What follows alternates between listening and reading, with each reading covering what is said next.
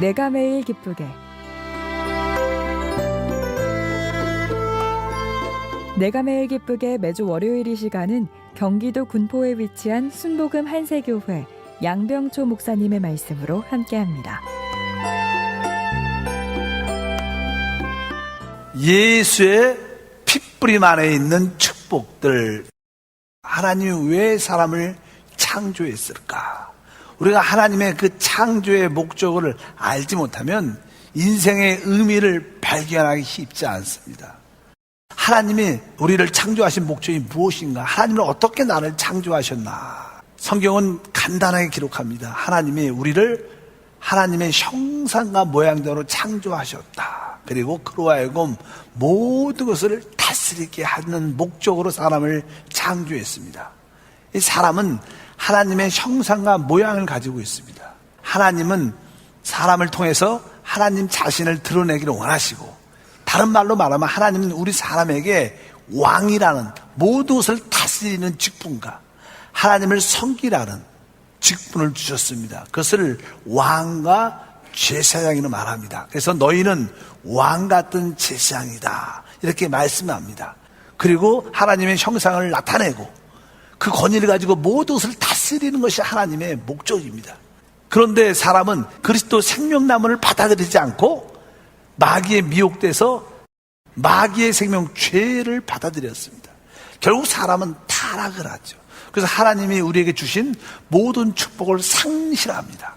사람이 그렇게 실패했을지라도 하나님의 계획과 목적은 이루어질 수밖에 없습니다. 하나님은 바로 그 타락한 사람을 회복하기를 원하십니다. 하나님이 회복하기 위해서는 먼저 타락한 사람을 깨끗이 한 다음에 바로 그 생명을 다시 영접해서 그 생명으로, 능력으로 살도록 하나님이 역사하는 것이 하나님의 뜻인 줄 믿습니다. 그래서 우리가 주 예수를 영접하면 그 하나님의 생명을 얻고 최고의 에너지, 사랑을 얻게 되고, 그 힘으로 말미암아 왕과 제사장의 직분을 감당하는 놀라운 존재가 될 줄 믿습니다. 이제 우리가 회개하고 믿을 때 첫 번째 하나님의 구원의 역사는 바로 예수의 핏뿌림에서 이루어집니다. 그래서 교회 안에 많은 찬양들이 예수의 피에 대한 찬양이 있습니다. 나의 죄를 씻기는 예수의 피밖에 없다. 주의 보혈 능력이 있다. 계속 보혈에 대한 찬양이 참 많죠. 왜? 하나님의 구속의 시작은 예수의 핏뿌림으로 시작되고, 깨끗이 예수의 피로 씻어지면 그 다음에 하나님의 생명이 우리 안에 충만해져서 하나님의 영광이, 능력이 나타나기 시작하는 줄 믿습니다. 베드로전서 1장 2절 읽어보니까 예수 그리스도의 핏뿌림을 얻기 위하여 택하심을 받은 자들에게 편지하노니 은혜와 평강이 너희에게 더욱 많을지어다. 여러분 심령 깊은 곳에 은혜와 평강이 점점점 많아지려면 예수 그리스도의 핏뿌림에 대한 올바른 신앙과 체험을 가져야 된다. 그러면 예수 그리스도의 핏뿌림 안에 있는 축복이 무엇인가? 첫 번째는 바로 우리 갈라디아서 3장 13절 말씀으로 합독합니다. 그리스도께서 우리를 위하여 저주를 받은 바 되사 율법의 저주에서 우리를 속량하셨으니, 이렇게 말씀합니다. 율법의 저주란 단어였어요. 하나님의 율법은 선한 것입니다. 하나님은 하나님 백성들의 율법을 주셨는데, 구약에 모세를 통해서 너희가 이 율법을 지키면 하나님 복을 누린다는 거예요. 하나님을 만나고 하나님 복을 누린다는 것이 율법의 기본적인 원칙입니다. 근데 이 율법을 만약에 지키지 않으냐면 대신 멸망, 심판을 받는다는 거예요. 우리가 한두 가지 지킬 수 있어도 그 율법의 온전함을 다 지킬 수 없기 때문에 결국 우리는 율법을 범한 자가 되는 거예요. 우리 모두는 다 율법을 범했습니다. 그래서 결국 우리에게는 다가온 것이 뭐예요? 저주밖에 없어요. 결국 율법은 우리에게 저주를 갖고 온다는 거예요. 모든 사람은 율법의 저주 안에 묶여 있습니다. 왜? 죄로 말미암아. 예수의 핏뿌림은 바로 율법이 요구하는 죄의 싹은 사망, 죄를 지면 성경은 사망, 죽어야 된다는 거예요.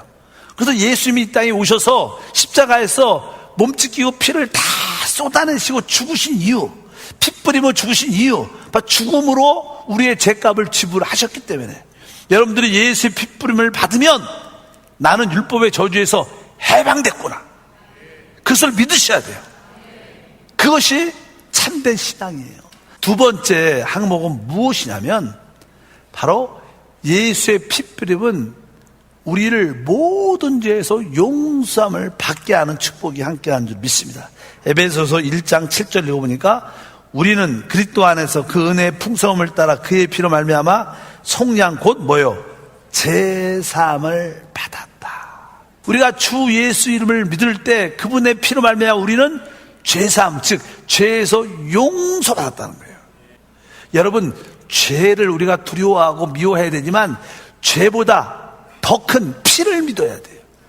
그분의 지불된 피값을 믿어주면 축복합니다. 오늘 말씀입니다. 우리가 죄사함, 죄에서 용서 받았습니다.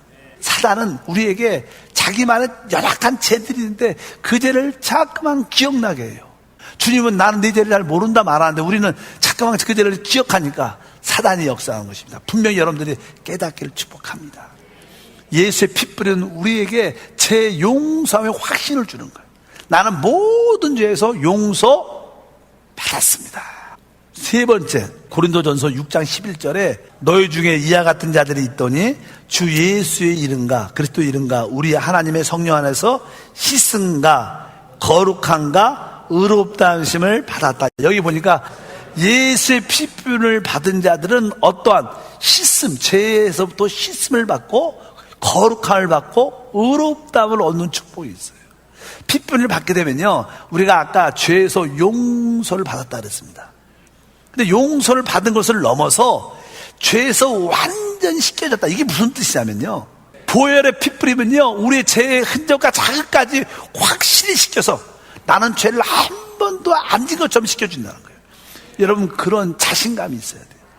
주의 보혈은 내가 과거의 죄를 지은 그런 흔적과 자죽이 있지만 확실하게 씻겨줬다. 그러니까 예수의 피 뿌리면 우리를 죄에서 용서할 뿐만 아니라 우리의 죄의 흔적에서도 깨끗이 한다. 그러니까 여러분들이 자꾸만 과거의 죄를 기억해서는 안 되는 거예요. 그것은 결국 우리에게 축복을 주지 않아요. 하나님의 능력을 주지 않습니다. 여러분들이 내가 예수의 피로 용서를 넘어서 나의 죄의 흔적 모든 자국까지 확실하게 씻겨졌다. 이것이 뭐예요? 하나님의 은혜의 축복인 줄 믿습니다. 네 번째는 아까 뭐라고 써 있어요? 바로 우리를 의롭다함을 갖게 한다. 이렇게 말씀합니다. 실제로 신앙에서 믿음의 결과는 의롭다함을 얻는 겁니다. 그래서 오직 의인은 믿음으로 말미암아 사는 것입니다. 우리가 예수를 믿을 때 내 양심의 의, 하나님의 의를 갖게 됩니다. 우리 마음에 의로움이 있으면 그 사람은 가고 담대한 믿음이 있게 됩니다.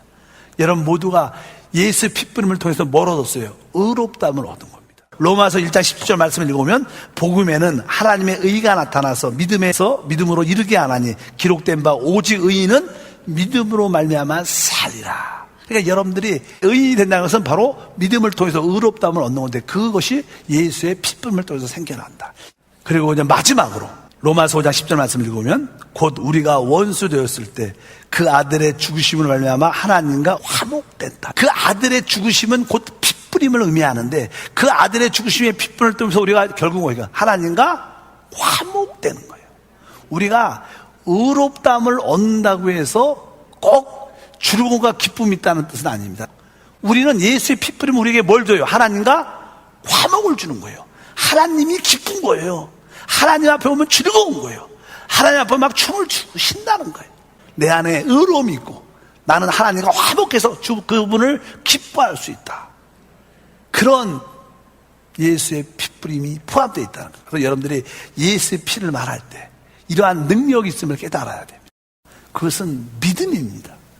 이렇게 이루어진 사건을 여러분들이 확실히 믿으셔서 마음껏 하나님을 누리시기를 축복합니다. 내가 매일 기쁘게 지금까지 경기도 군포에 위치한 순복음 한세교회 양병초 목사님의 말씀 함께 하셨습니다. 방송 들으시고 신앙생활에 도움받기 원하시는 분은 지역번호 031-427-9195번 031-427-9195번 순복음 한세교회로 문의하시기 바랍니다.